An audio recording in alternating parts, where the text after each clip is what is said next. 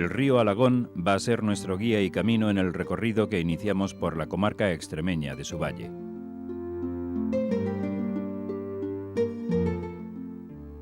Abierto, largo y fértil, diverso y cambiante en el paisaje, este valle adopta al río Alagón como seña de identidad de un territorio poblado de gentes hospitalarias, que mantienen vivas tradiciones, costumbres y fiestas de las más originales.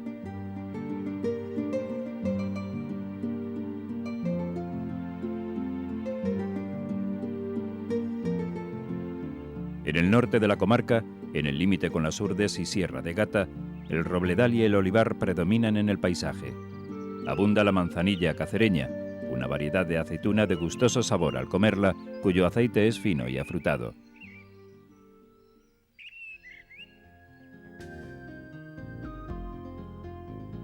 Iniciamos así la visita por la margen izquierda del río Alagón, por las orillas de su afluente el Jerte.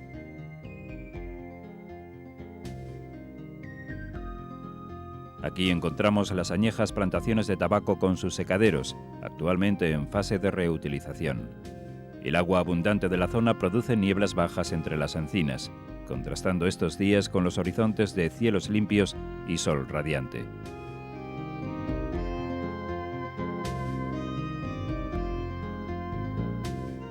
Por un hermoso puente, construido en el siglo XVI, nos acercamos junto al Alagón hasta Galisteo, uno de los conjuntos históricos más destacados de la zona. Situado extramuros de la villa, se localiza un monumento singular, conocido vulgarmente por el nombre de El Piricutín. Delante del monolito se halla un cilindro tallado a semejanza de un asiento que serviría para sede del juez o del señor de la villa que administrara la justicia y dictara la sentencia. En la localidad se encontraron restos del Paleolítico, que junto a la iglesia de Santa María, la torre del homenaje denominada popularmente Picota, y una muralla musulmana del siglo XI, alzada con cantos rodados procedentes del vecino río Jerte, constituyen un impresionante patrimonio monumental, que completan los antiguos caminos de la romana calzada de la Vía de la Plata y de la Cañada Soriano Occidental. Los tejados de todos estos pueblos están rematados con unas singulares y tradicionales veletas que se fabrican en la pequeña localidad de Riolobos. Por entre el paisaje de bruma que origina el regadío, divisamos los terrenos montuosos y los encinares de Torrejoncillo.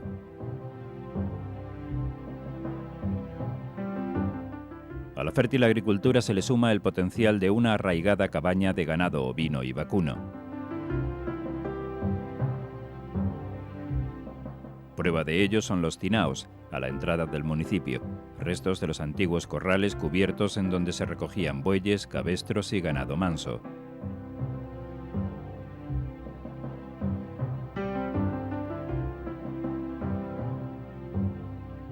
Un laberinto de calles nos conduce hasta la plaza, donde confluyen los edificios más significativos, la casa consistorial y la iglesia parroquial.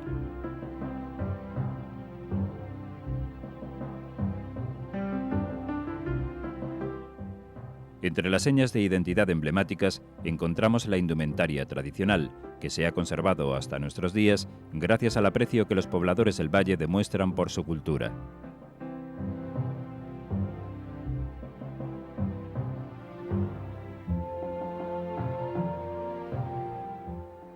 Una expresión artesana de belleza y creencia ancestral se manifiesta en el pañuelo del gajo, un ornamento con el que las mujeres torrejoncillanas se adornan en las fiestas importantes. La fuerza protectora del brillo metálico junto a la búsqueda de la fertilidad expresada en frutos y aves.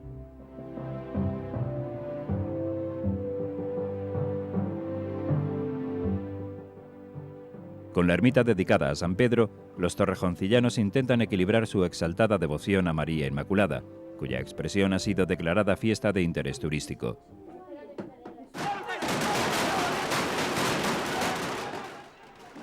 El 8 de diciembre se celebra en Torrejoncillo la Incamisá, una manifestación de la religiosidad mariana entre vítores y salvas que encabezan a caballo los paladines.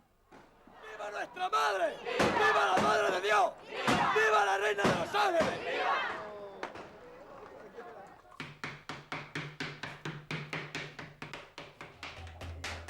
La artesanía está presente y viva en Torrejoncillo.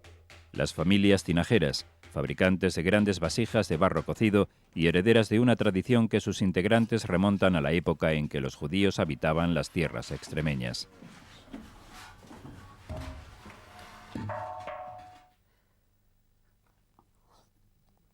El calzado de cuero, que los zapateros confeccionaban en otros tiempos para el campo y que hoy es un complemento habitual en nuestro atuendo diario. El montado de unos zapatos preparados para las duras faenas de los pueblos, con sus punteras resistentes, los enfranques o costados centrados en la horma y las medidas perfectamente ajustadas.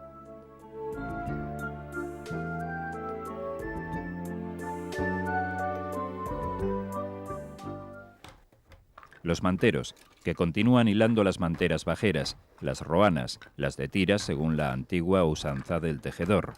Los diseños de espinas de pez, de espárragos, cocones, espigas, elementos que ilustran estos artículos hoy decorativos y que año tras año acompañaron la vida diaria de los habitantes del Valle del Alagón.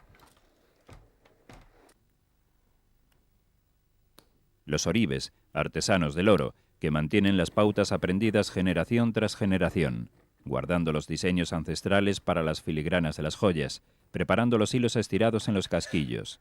El buen hacer y la experiencia de los oribes torrejoncillanos al elaborar a mano y pacientemente cualquier joya que se precie.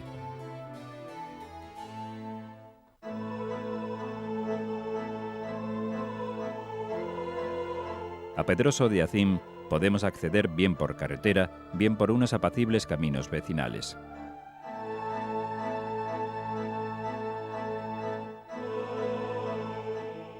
En dicho término localizamos el convento del Palancar, uno de los más austeros de la cristiandad, en el que San Pedro de Alcántara, reformador franciscano, quiso reflejar entre sus muros el voto de la pobreza. Dormía sentado y reclinaba la cabeza en un madrillo que tenía hincado en la pared. Echado aunque quisiera no podía porque su celda, como se sabe, no mide más de 4 pies y medio. Y pueden comprobar que así es lo que nos certifica Santa Teresa.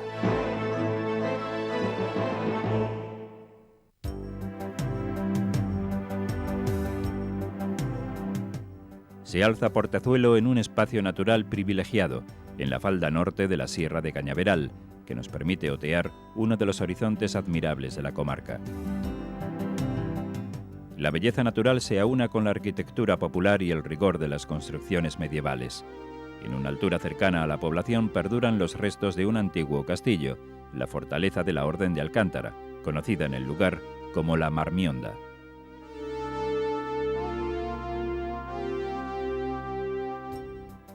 El monumento de sillares graníticos de Portezuelo, conocido popularmente como la Cruz de la Horca o la Cruz del Ahorcado, es uno de los más interesantes rollos de la provincia de Cáceres. Las aguas del Alagón y sus afluentes se represan en el embalse de Portaje, reserva de aves acuáticas y refugio para las especies de la zona, cigüeñas negras, águilas, alcaudones, corzos, jabalíes.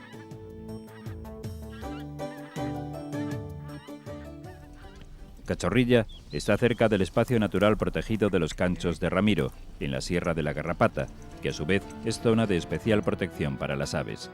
Este lugar tiene una interesante colonia de buitres leonados y sus características, semejantes a la del Parque Natural de Monfragüe, nos ofrecen un panorama espectacular y salvaje. Aceuche se halla situado a la margen derecha del río Tajo y cuenta en la actualidad con poco más de 1000 habitantes. La dehesa sirve también de soporte para los rebaños de ganado porcino, de diferentes razas, que también se producen en los encinares, alimentados con bellotas. El cerdo de Montanera da unos excelentes productos, destacando entre ellos el exquisito jamón de pata negra.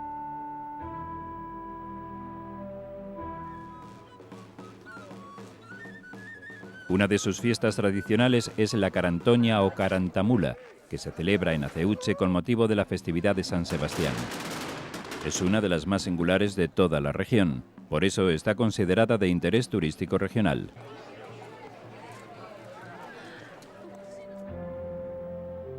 La naturaleza es la nota dominante en este término. En sus amplias dehesas convive una rica y variada fauna propia del entorno, con los rebaños que sirven de sustento para muchas familias.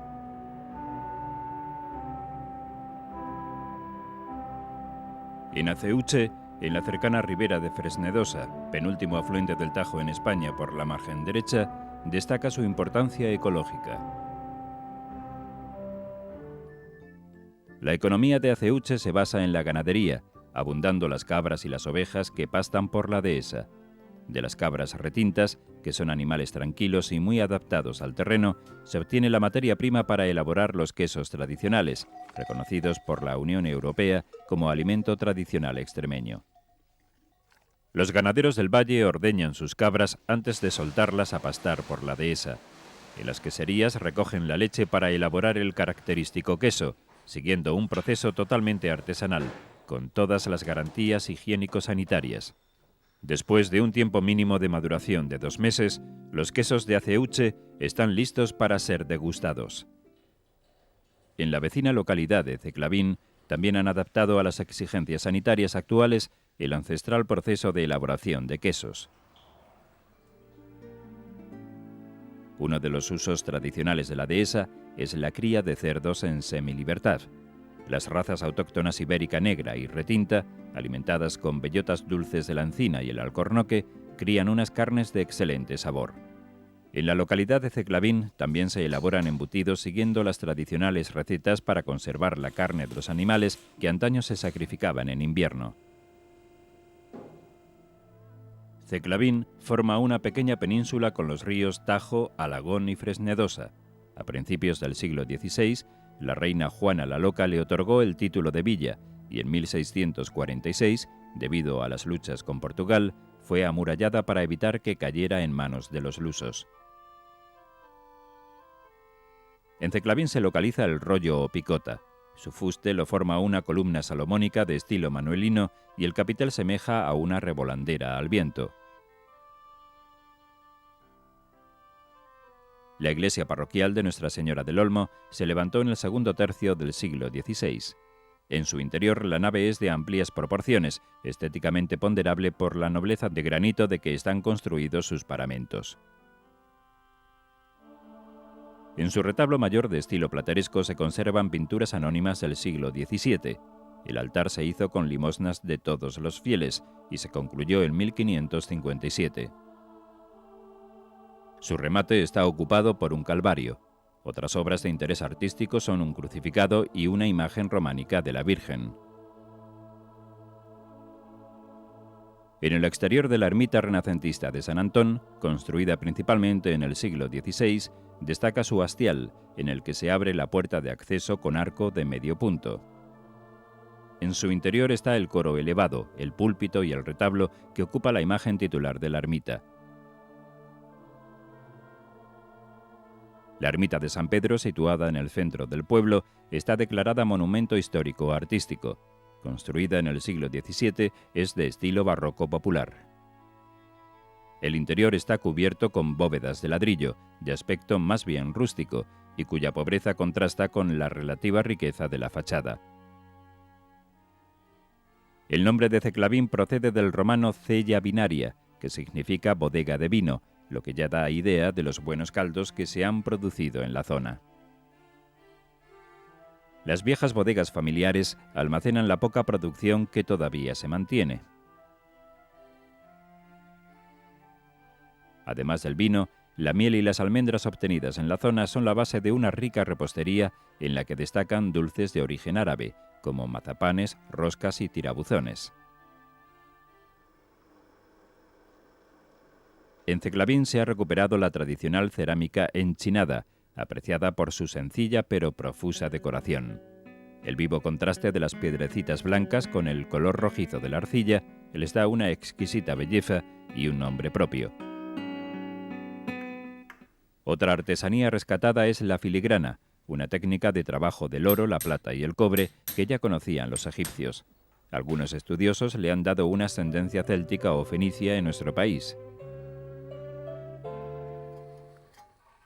Una artesanía que todavía pervive es la de la hojalatería. De las manos del artesano nacen aceiteras, candiles, moldes y un sinfín de útiles tradicionales que tienen como base la hojalata.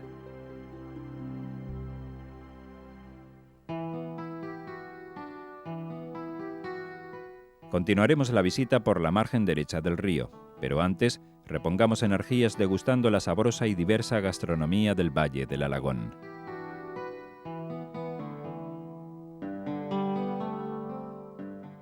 El gusto y la calidad de los productos naturales de la huerta del valle se mezclan en la elaboración de sus platos tradicionales: sopas y gazpachos, migas, escabeches.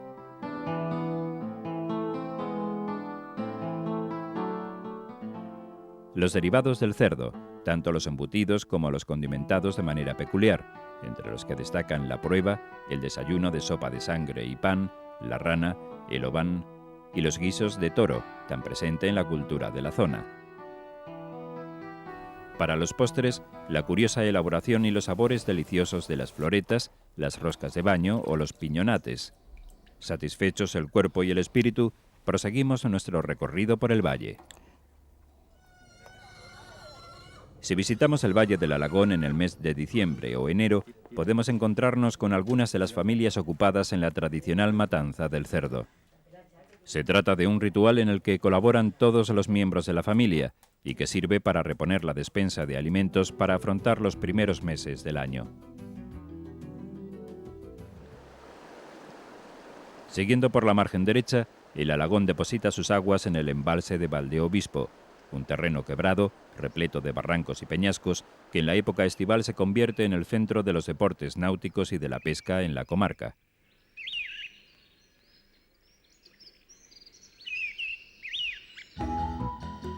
La ermita de San Antonio resguarda desde un alto los llanos de Monte Hermoso. En la localidad destaca la iglesia parroquial de la Asunción, cuyo origen renacentista nos muestra un refinado trabajo de cantería y sillería declarado bien de interés cultural. En su interior resalta el retablo mayor del siglo XVII, que copia al de la Catedral de Plasencia de Gregorio Fernández, y tiene 2 cuerpos y 5 calles. La dehesa es la unidad paisajística por excelencia de Extremadura. La dehesa Boyal es un espacio natural de Monte Hermoso con una superficie de 1.100 hectáreas de árboles añosos, parajes de gran belleza y variada fauna. Uno de los hallazgos arqueológicos más importantes de la meseta central es el prehistórico conjunto dolménico. El complejo etnográfico arqueológico de la dehesa Boyal se convierte en todo un ejemplo interpretativo de la evolución del hombre en armonía con su entorno, que se remonta a tiempos prehistóricos. En torno al túmulo y los elementos funerarios se dispone la combinación de zahurdas, lagunas y pasaderas que representan el hábitat de aquellos primitivos pobladores.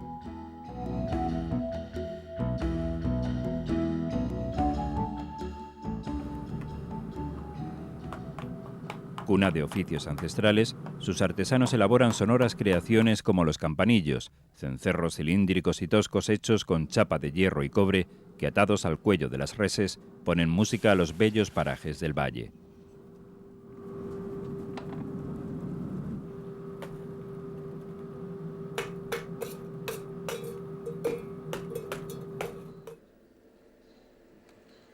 O los campaneros, artífices de un laborioso proceso que requiere paciencia, delicadeza y maestría.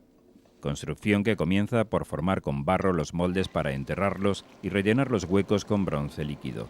Al enfriarse y romper estos moldes, se descubren las campanas, que tradicionalmente tañían las jornadas de los habitantes de nuestros pueblos.